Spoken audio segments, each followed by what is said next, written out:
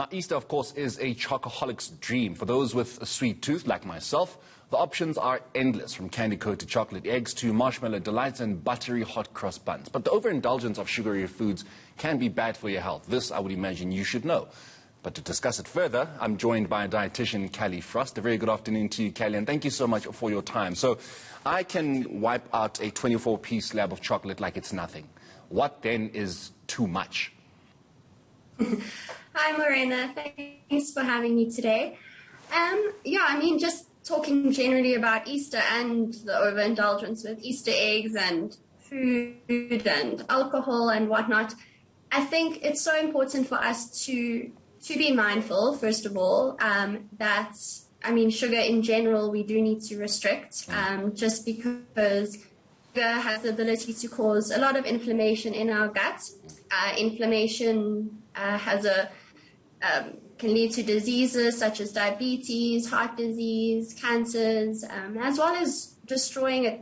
Inflammation and the sugar destroys our microbiome, and gut health is super critical for our overall health. So, there's a few things to consider, and just to be aware when it is Easter time, and overindulging, just to be aware of portion sizes, and not to enjoy yourself.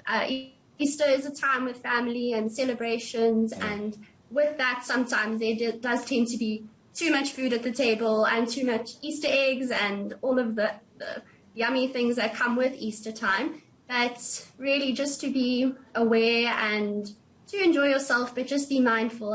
Self-love and to enjoy yourself is important, but like I mentioned earlier, too much sugar can be harmful to our health, and we do just need to be a little bit aware over the Easter period. How do I strike a balance, Cally, if, of course, I'm having, Easter egg after Easter egg after Easter egg, and then I'm having hot cross bun, and then I'm having, a bit of chocolate here, and then I'm having some sweets. How do I strike the balance? Because obviously somebody would say, well, if I'm drinking enough water, surely I can have as many sweets as I want.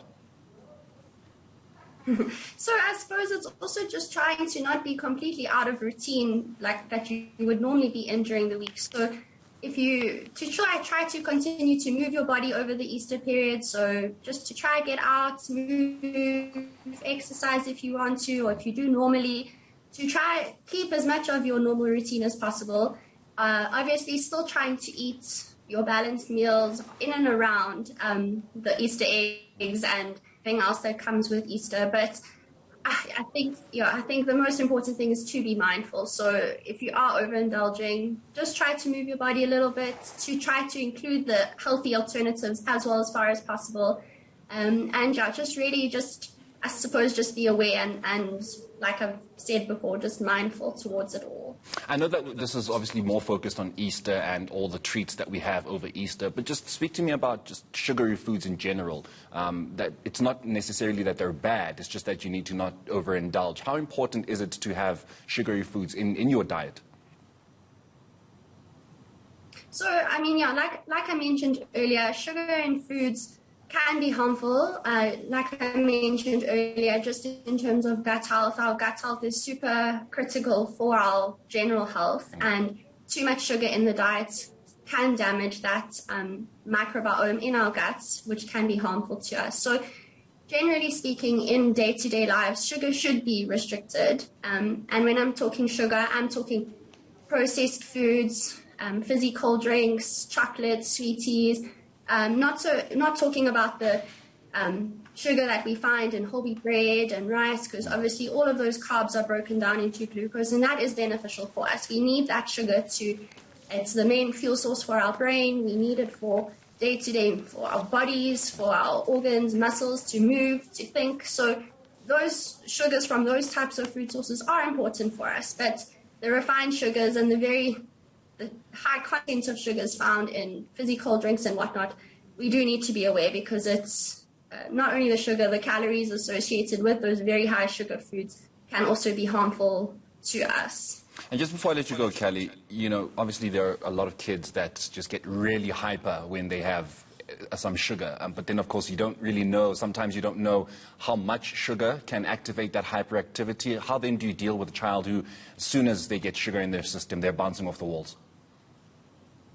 Yeah, look, it's tough, especially with kids, because you don't want to take away the excitement from Easter, and you don't want to restrict them like heavily and be very, parrot about it, but you do sort of in some way need to just monitor the amount of sugar that kids are getting. And I think when the kids get the sugar high and stuff, what happens is also the sugar almost peaks and then drops very quickly as well. So it's also making sure that around the Easter eggs and the sugar that they are eating some proper food in and around that. And I think to do that is also just important to just offer meals as if you would normally on a normal weekday. And I suppose letting the kids just play and try to be outside and moving their bodies as much as possible on top of all of the sugar that they are eating. I think that's probably the best way to try and strike the balance, letting them enjoy Easter, but also just making sure that they are eating properly and moving their body and not just sitting in front of the TV or being at home. I think that's the most important thing.